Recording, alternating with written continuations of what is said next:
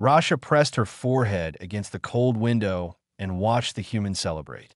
Their laughter echoed through the corridors of Station Harmony, even though the transparisteel was thick enough to stop a meteor. She sat alone at a corner table in the observation lounge, her purple scales catching the soft lights from the decorations someone had hung everywhere. Red and green and gold ribbons twisted around the railings. Small trees with shining ornaments stood in pots near every entrance. The humans called this Christmas. Her wings shifted against her back, folding tighter. She was trying to make herself smaller, though that never really worked when you were 8 feet tall with horns and claws. The chair beneath her creaked. It was designed for humans, not Draken. Everything on the station was designed for humans. A family walked past her table. The parents pulled their children closer. The little boy stared at her with wide eyes until his mother tugged him along. Rasha was used to it. 5 years of hauling cargo through the neutral zones had taught her that most species saw her kind as dangerous. Dragons, they whispered. Fire breathers. Best to keep her distance. She looked down at her meal. Synthetic protein and vegetables that tasted like nothing. The server had practically thrown the plate at her table and run.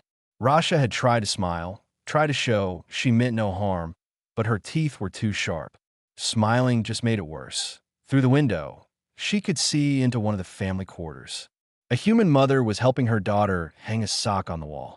The father lifted a small boy onto his shoulders so he could put a star on top of their tree. They were laughing. The kind of deep, easy laughter that came from being safe and loved and home. Rasha had not been home in 5 years. Her homeworld was 3 sectors away. A hot planet circling a red sun, where Draken lived in mountain caves and gathered around great fires to share stories. She remembered the warmth of those gatherings, the way the elders would breathe flame into the central pit, and the young ones would dance in the light. Her parents had wanted her to complete the trials, to take her place among the fire keepers, to choose a mate and settle into the traditional path. She had chosen the stars instead. I could see the time. It felt like freedom. Now, sitting alone while everyone else celebrated, it felt like exile.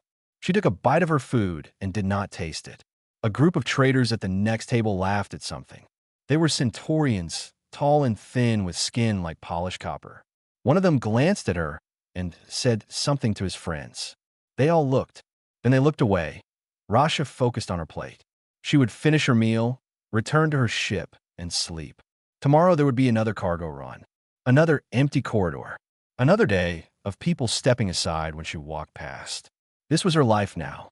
She had made her choice, but watching the human family through the window made something ache in her chest. The little girl was opening a present now, tearing at bright paper with eager hands. She pulled out a doll and hugged it tight, jumping up and down. The parents smiled at each other with the kind of look that said they had done something right. Rasha wondered what that felt like. To belong somewhere so completely that you could share joy without words. To be seen as something other than a threat. She finished her water and started to stand. Best to leave before the lounge got more crowded, before more families came to celebrate, and she had to feel even more alone in a room full of people. That was when she saw the child that a small human girl had separated from her family near the entrance. She could not have been more than 6 years old, wearing a red dress with white trim that matched the holiday decorations. Her hair was dark and pulled into 2 ponytails that bounced when she moved. She was staring directly at Rasha. Most children screamed or hid when they saw her. This one just stared with huge brown eyes, full of curiosity instead of fear. Rasha froze, unsure what to do. The girl took a step forward, then another. Her parents were distracted, talking to someone near the door. They had not noticed their daughter walking toward the huge Draken sitting alone in the corner. The girl stopped at the edge of Rasha's table. She tilted her head to one side, studying the purple scales and folded wings and curved horns. Rasha held perfectly still, afraid to move, afraid to breathe fire, afraid to do anything that might scare this tiny, fearless human. Then the girl spoke. Her voice was high and clear and completely innocent. "Why are you sitting alone?" For simple words, Rasha felt them hit her chest like a physical blow. No one had asked her that in 5 years. No one had cared enough to wonder. She opened her mouth, but no sound came out. Her throat was tight. How did you explain loneliness to a child? Before she could find words, the girl's parents noticed. They rushed over, faces full of panic and apology. The man reached the table first, grabbing his daughter's hand. Lucy, what did we say about running off? His voice was gentle but firm. Then he looked at Rasha, and his face went pale. I'm so sorry. She didn't mean to bother you. It's no bother, Rasha managed to say. Her voice came out rougher than she intended, a low rumble that made the man flinch. She tried again, softer. She asked a fair question. The woman arrived, slightly out of breath.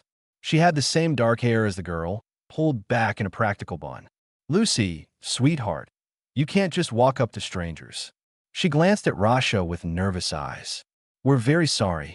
Lucy looked between her parents and Rasha, confusion wrinkling her small face. But she's sitting all alone. That's sad. Lucy, her father started, but the girl was not finished. It's Christmas Eve. Nobody should sit alone on Christmas Eve. She looked up at Rasha with those fearless brown eyes. Can we sit with you? The silence that followed felt heavy. Rasha stared at the child, certain she had misheard. The parents stared at their daughter like she had suggested jumping out an airlock. A few people at nearby tables had stopped talking to watch. Lucy, I don't think, the mother began. Please. Lucy tugged on her father's hand. She looks nice, and she has pretty scales, like the pictures in my dragon book. Rasha felt something crack inside her chest. This tiny human child thought her scales were pretty, thought she looked nice, was asking to sit with her instead of running away. She did not know what to say. Words felt too small for what she was feeling. The father and mother exchanged a long look. Some silent conversation happened between them. The man studied Rasha carefully, and she could see him taking in the details. Her careful posture, her folded wings, the way she held her clawed hands close to avoid accidentally knocking anything over. He seemed to be reassessing his initial fear. My name is David, he said finally. This is my wife, Anne, and our daughter, Lucy. Our son, Ben, is over there. He gestured to a boy of about 10 who was watching from a safe distance, looking much less certain than his sister. Rasha. She touched her chest in the Draken greeting gesture. I'm a cargo pilot. I haul freight on the outer routes. We're engineers, and said, still sounding uncertain. We just transferred to the station 3 months ago. We don't really know many people yet. Lucy was already pulling a chair closer to Rasha's table. So we can sit together and nobody has to be alone. That's what Christmas is for. Daddy said so. David rubbed the back of his neck, looking embarrassed but also a little amused. I did say that, didn't I? He pulled out a chair for Anne. If you truly don't mind the company. Rasha shook her head quickly. I would welcome it. The words came out more honest than she intended.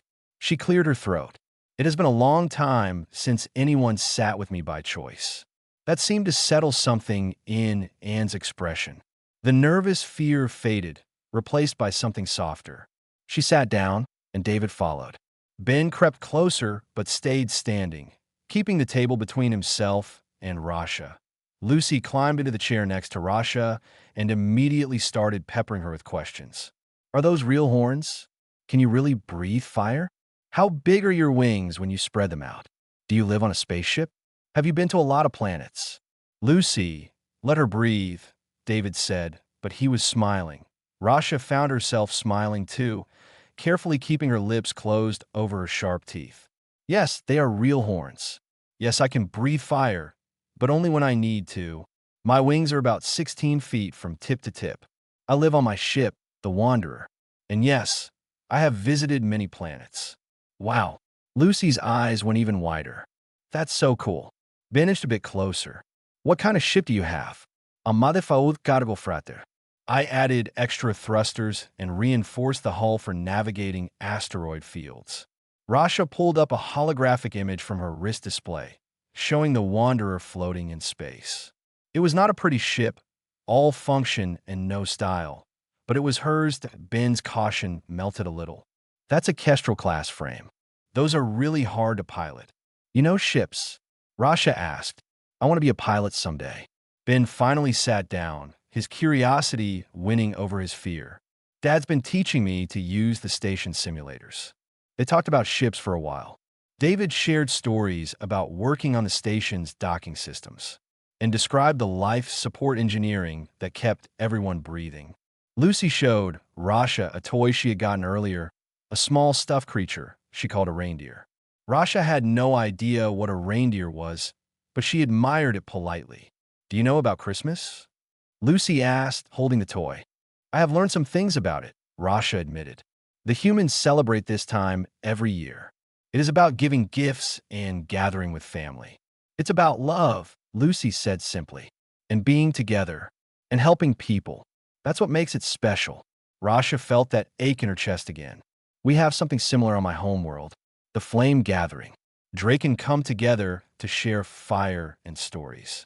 But I have not attended one in many years." "Why not?" Lucy asked with the blunt honesty only children possessed. "I left home to work in space. I thought I wanted to be independent." Rasha looked down at her clawed hands. "Sometimes independence feels like loneliness," and reached across the table and gently touched Rasha's arm. The touch was brief and light, but it startled Rasha. Most people would not get close enough to touch her, let alone choose to, and pulled her hand back quickly, as if worried she had overstepped. I just wanted you to know that we understand. We're far from home, too. We left Earth to take these jobs, left all our family behind. This is our first Christmas away from everyone we know. That's why we have to make it extra special," David added. He pulled Ben closer with one arm. "Just because we're in space doesn't mean we can't celebrate." Lucy suddenly jumped out her chair. "I'll be right back." She dashed away before anyone could stop her. "Lucy," and called, but the girl was already gone, weaving between tables toward the exit, and sighed. "That child has no sense of stranger danger. She has a good heart," Rasha said quietly. "That is rarer than caution." Ben was studying his holographic display now, showing Rasha different ship modifications. He had warmed up completely, chattering about thruster configurations and fuel efficiency. David joined in, and soon they were deep in a technical discussion that made and roll her eyes fondly. "They could talk about ships for hours," she said to Rasha. "Fair warning, I do not mind. It has been a long time since I talked to anyone about anything." Rasha hesitated, then added, "Thank you for sitting with me. You did not have to do that. Lucy didn't give us much choice," and said with a small laugh. "But I'm glad she didn't. You seem nice. I don't know why people are so afraid. I am large. I have claws and teeth, and I breathe fire. Fear is a reasonable response. Fear is a lazy response," and corrected gently. "You're sitting here being careful with our children, speaking softly, keeping your wings tucked in so you don't bump anyone. That tells me more than your size or your teeth." Rasha did not know what to say to that. No one had ever looked past her appearance so easily before. Lucy came running back, clutching something against her chest. She was breathless and grinning. "I made this for you." She thrust a piece of paper at Rasha. Rasha took it carefully, mindful of her claws. It was a drawing, done in bright color markers. The picture showed a large purple figure with wings and horns surrounded by stars. At the bottom, in shaky child handwriting, it said, "My friend." Something hot and tight formed in Rasha's throat. She stared at the drawing, unable to speak. Her chest felt too full. Her eyes stung in a way they had not in years. "Do you like it?" Lucy asked, suddenly uncertain. "I know I'm not very good at drawing, but I wanted to give you a Christmas present." Rasha carefully set the drawing on the table, smoothing it with one claw. "It is the most beautiful gift I have ever received." Her voice came out rough and thick. She cleared her throat. "Thank you, little one. I will treasure it always." Lucy beamed. "Now you have something for Christmas." Ben leaned over to look at the drawing. "You put stars around her. That's cool. Because she flies in space with the stars," Lucy explained. "And stars are pretty, like her scales." Rasha touched the drawing again, afraid it might disappear. No one had ever called her pretty before. Dangerous, yes. Frightening, certainly. But pretty? That was new. "Tell us more about the Flame Gathering," and said, perhaps sensing Rasha needed a moment to compose herself. "It sounds beautiful." Rasha took a breath, grateful for the change of subject. It happens once every season on my homeworld. All the Draken in a region gather in the old caves. The elders light the central fire pit, and we take turns sharing stories. Some are histories, lessons from the past. Some are new, tales of what we have done since the last gathering. Like telling stories around a campfire, David said. We used to do that when I was a kid. Yes, but for Draken, sharing fire is sacred. It represents warmth, life, community. To sit by the fire together is to declare that you belong to each other. Rasha's voice grew softer. To leave the fire is to leave your people. Is that why you haven't gone back? Ben asked. Because you left? Partly. I was supposed to complete the trials, to prove myself worthy of the Firekeeper tradition. But I wanted to see the stars instead. I wanted freedom. She looked at the drawing Lucy had made. I thought choosing my own path would make me happy. Are you happy? Lucy asked with that terrible, innocent directness. Rasha met the child's eyes. I was content. I thought that was enough. But sitting here with you, I realize I've been alone for a very long time. You don't have to be alone, Lucy said firmly. You can sit with us whenever you want. Right, Mom? And smiled. Right. In fact, we were about to head to our quarters for Christmas dinner. Would you like to join us, Rasha? It won't be fancy, just station rations dressed up a bit, but you're welcome at our table. Rasha felt that tightness in her chest again. She looked at each of them, David nodding encouragement, Ben looking genuinely interested now instead of afraid, Lucy bouncing in her seat with excitement, and smiling with real warmth. I would be honored, Rasha said. Lucy cheered and grabbed Rasha's hand, or rather two of her fingers since Rasha's hands were so much larger. This is going to be the best Christmas ever. The station's alarm suddenly blared through the lounge. Everyone froze. A calm, automated voice spoke over the intercom. Emergency alert. Civilian transport Meridian requesting immediate assistance. Life support failure. All available rescue personnel report to docking control. David was on his feet instantly, already pulling up his wrist display. David's face went grim as he read the emergency data. 40 passengers. Families. Their oxygen recyclers just failed completely. They're drifting in the Keller debris field. Debris field? En's voice was tight. Standard rescue shuttles can't navigate that. The rocks are too dense. Emergency crews will figure something out, David said, but he did not sound convinced. He kissed and quickly. I have to go. I'm on the emergency roster. Rasha stood so fast her chair scraped against the floor. Her mind was already calculating trajectories and distances. How far out? 30,000 kilometers. But the debris field, I know that field. I run cargo through it twice a month. Rasha was already moving toward the exit. My ship can navigate it. David grabbed her arm, then seemed surprised at his own boldness and let go. The station has protocols. They won't just let a civilian, they will let the only pilot available who can actually reach that ship in time. Rasha looked down at Lucy, who was staring up at her with wide eyes. The girl had drawn her with stars, had called her friend, had given her the first real gift she had received in 5 years. 40 people were going to die if someone did not help them. Families, maybe children like Lucy. I have to go, Rasha said. Lucy stepped forward and grabbed Rasha's hand again, holding tight to her scaled fingers. Promise you'll come back? Rasha knelt down, bringing herself to Lucy's eye level. She touched her forehead to the little girl's forehead, a Draken gesture of solemn promise. I swear it, little Ishkur. I will return. What does Ishkur mean? Lucy whispered. Warmth friend.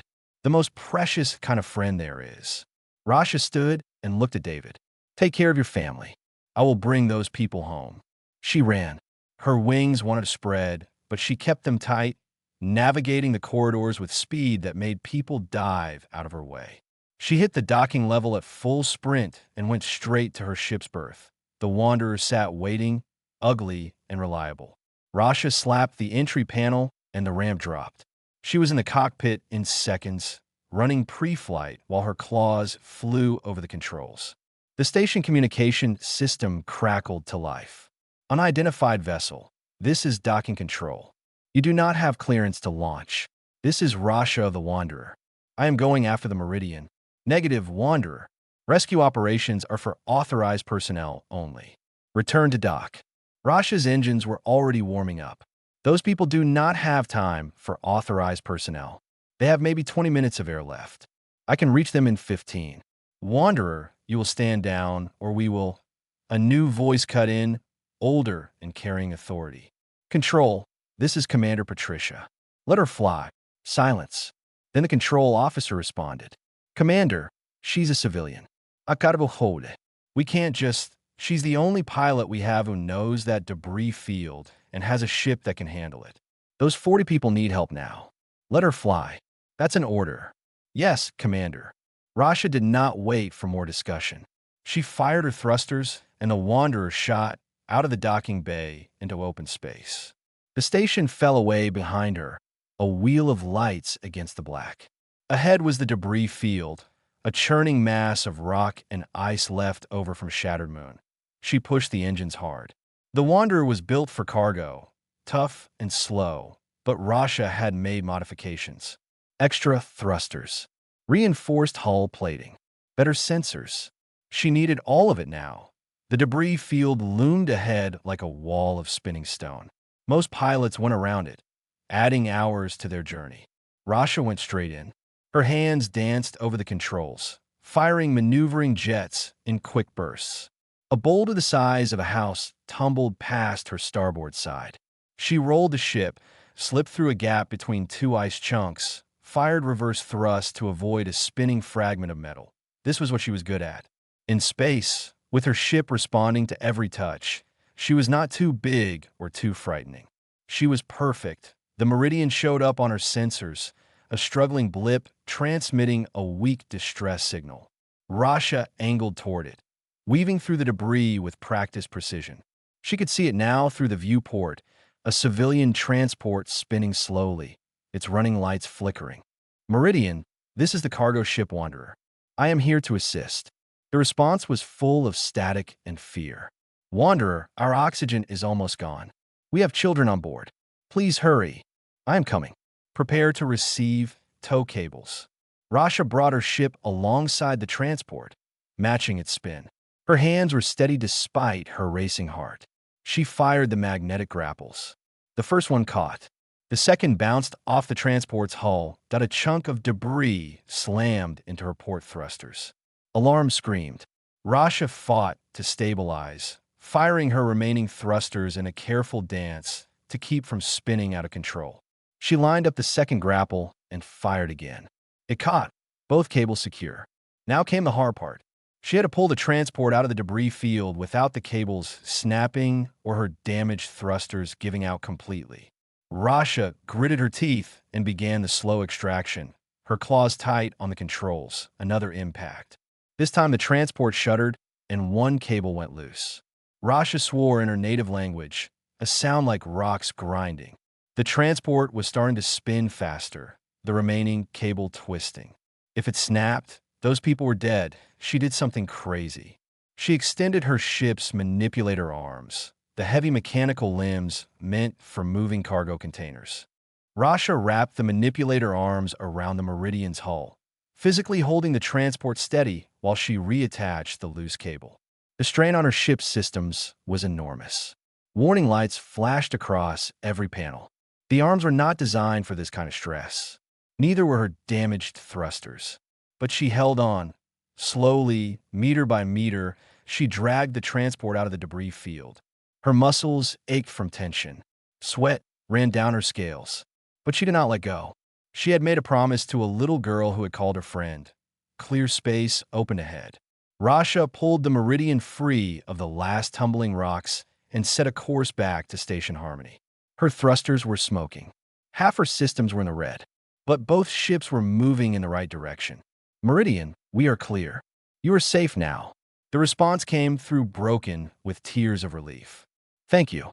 Thank you so much. You saved our lives. Rasha brought both ships into the station's docking bay with the last of her functioning thrusters. The moment she touched down, her engines died completely. The Wanderer would need serious repairs. But everyone was alive. She stumbled down the ramp, her legs shaky from the adrenaline crash. Medical teams were already swarming the Meridian, helping passengers out. Families emerged, parents clutching children, everyone crying and hugging. 40 people who would see tomorrow because Rasha had kept her promise. Someone grabbed her arm. Rasha turned to find Lucy running toward her, David and close behind. The little girl crashed into Rasha's legs, hugging her tight. You came back. You promised, and you came back. Rasha knelt down, ignoring the pain in her joints from the hard flying. I always keep my promises to friends. David helped her stand, his grip firm and grateful. That was incredible flying. I watched the sensor feeds. No one else could have done that. And was crying, wiping her eyes. You saved all those people, all those children. A tall woman in a commander's uniform approached. She had gray hair pulled back severely and sharp eyes that missed nothing. I am Commander Patricia. That was either the bravest or the most foolish thing I've seen in 20 years of running this station. Rasha straightened despite her exhaustion. They needed help. They did. And you gave it. Patricia's stern expression softened slightly. Thank you. The galaxy needs more pilots like you. The rescued passengers were being helped into the station proper, but many of them stopped to look at Rasha. An older woman broke away from a medical team and walked over. She was tall and dignified, with silver-gray scales that marked her as Draken. Her eyes were amber and ancient. You fly like your mother, the elder said in the Draken language. Fast and fearless. Rasha's breath caught. You knew my mother? I am Corvus. I served with your parents in the Firekeeper circles before I left to serve the colonies. The elder studied her carefully. You bear the family markings. You are Rasha, daughter of Kethril and Soraya, who left before completing the trials. Shame heated Rasha's face. Yes, I chose a different path. So I see. Corvus looked around at the humans gathering, at Lucy still holding Rasha's hand, at the rescued families being cared for. Tell me, young one, do you think running alone through the stars is freedom? Rasha did not know how to answer. I asked because I did the same thing once, Corvus continued. Left the fire circles, thinking tradition was a cage. Spent decades moving from place to place, never settling, never belonging. The elder touched her chest. I learned that solitude, chosen from fear, is just another kind of prison. I was not afraid, Rasha said, but the words felt hollow. No? Then why have you not returned home even once? Why work these routes alone, always moving, never staying? Corvus's voice was gentle but firm. I see you, child of fire. You left because you feared you would not be enough, that you would fail the trials and disappoint your family. So you ran before they could see you fail. The words hit like physical blows. Rasha looked away, unable to meet the elder's knowing eyes. But look what you have done here. Corvus gestured to the rescued families, to Lucy, to the gathering crowd. You flew into danger to save strangers. You kept your word to a human child. You showed courage and skill and compassion. These are the qualities the trials test for. You have passed them in fire and action, even if not in ceremony. The elders would not see it that way. Rasha said quietly. Some would not. Some of us would. Corvus smiled, showing old teeth. Traditions must grow or they die. You have found a new way to honor the Firekeeper Code. Through action and service, not just ceremony. Commander Patricia was organizing something with her staff. Medical teams finished their initial checks on the passengers. Someone announced that everyone was stable, no serious injuries. A cheer went up from the crowd. Lucy tugged on Rasha's hand. Are you okay? You look sad. I am thinking about home, Rasha admitted. Do you miss it? Yes, more than I realized. And stepped closer. You know, we were about to have Christmas dinner when the emergency happened. The invitation still stands. We'd love to have you. Both of you, she added, looking at Corvus. The elder bowed her head in the Draken gesture of acceptance. I would be honored to share your table. Commander Patricia approached again. Before you all head off for dinner, the station wants to do something. We're opening the main hall for a celebration. Everyone who was part of this rescue, everyone who was rescued, anyone who wants to come. A proper Christmas gathering. But the decorations, the food, and started. Patricia waved a hand. Already being handled. Half the station wants to help. This is what we do best, people. We come together. She looked directly at Rasha. especially for heroes. I am no hero, Rasha protested. I only did what needed to be done. That's exactly what makes you a hero, David said. An hour later, the main hall was transformed. People had brought decorations from their quarters, strung lights across the ceiling, set up tables loaded with food from a dozen different cultures. Humans mixed with Centaurians, Draken, Lithians, and species Rasha did not even recognize. Music played, children ran between tables laughing, and the air smelled like cinnamon and something sweet she could not identify. Rasha stood near the entrance, overwhelmed. Lucy pulled her forward into the crowd. People made room, but not out of fear this time. They smiled. Some reached out to touch her arm in greeting. A human man whose daughter had been on the Meridian stopped her to say thank you with tears in his eyes. Come on, Lucy insisted. Corvus is going to show us something. The elder Draken stood near the center of the hall, where someone had set up a large metal brazier. Corvus beckoned to Rasha. The crowd quieted, sensing something important was about to happen. I have asked station maintenance to provide this, Corvus said, gesturing to the brazier, so that we might share a tradition. With your permission, Commander. Patricia nodded from where she stood with her staff. Corvus looked at Rasha. Will you help me light the flame? Rasha's throat went tight. A flame gathering here? Now? With all these people watching? But Corvus was waiting, and Lucy was looking up at her with those bright, expectant eyes, and somehow Rasha found herself stepping forward. Among my people, we gather around fire to share stories and bonds, Rasha explained to the watching crowd. Her voice was shaky but grew stronger. The fire represents life and warmth and community. What we share in the flame, we share in our hearts. She took a breath and exhaled carefully. A thin stream of flame shot from her mouth into the brazier. The fuel inside caught, and warm light blossomed across the hall. People gasped and applauded. Lucy jumped up and down with excitement. Corvus placed her hand briefly over the flame, demonstrating the ritual. The fire could not hurt Draken's skin. Traditionally, the eldest speaks first. She looked around at all the gathered faces. I'm Corvus, and I've lived a long time. I left my people because I thought I knew better than tradition. I spent years alone, believing that independence was the same as freedom.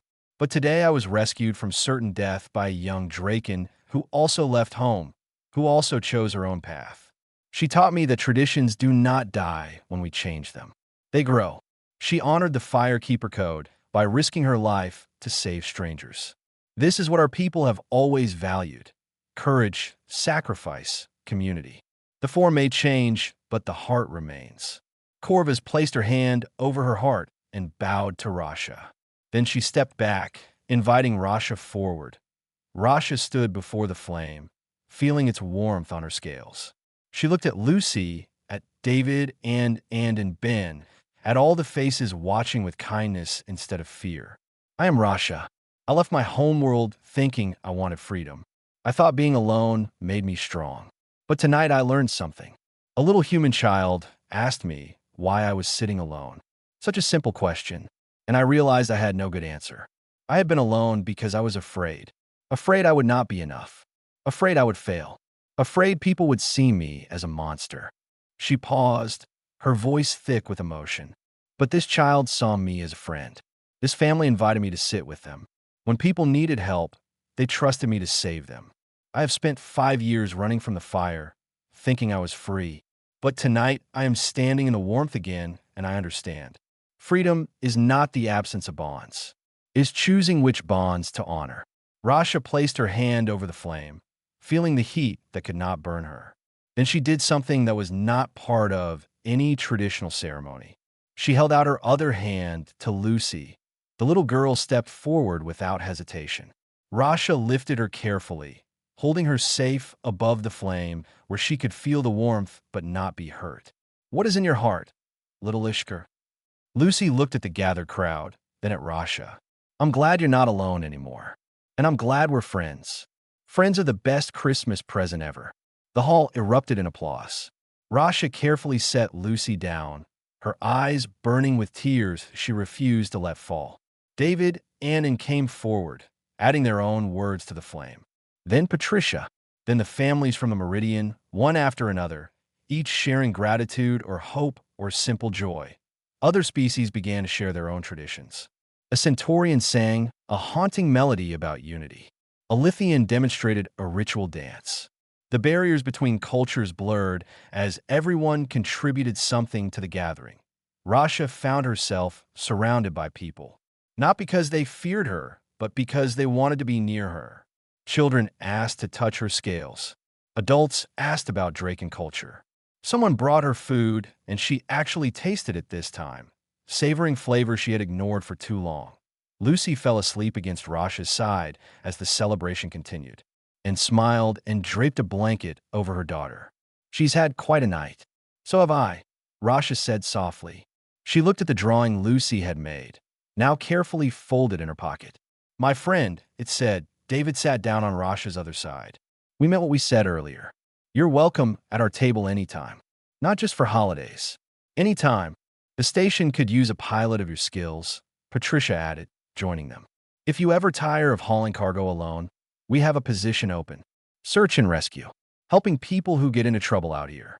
Rasha looked around the hall, at the fires still burning, at the people of different species celebrating together, at Lucy sleeping peacefully against her side, trusting and safe, at Corvus watching her with knowing eyes. She had left her home world seeking freedom and found only loneliness. But here, in this human station decorated with red and green ribbons, she had found something better. She had found belonging. "I accept," Rasha said. "I will stay." Lucy stirred her sleep and mumbled something that sounded like "my dragon friend." Rasha carefully wrapped one wing around the child like a blanket, keeping her warm. For 5 years she had been alone. But not anymore. Never again. All because a little girl had asked a simple question. "Can we sit with you?" And Rasha had learned that sometimes the bravest thing you can do is say yes.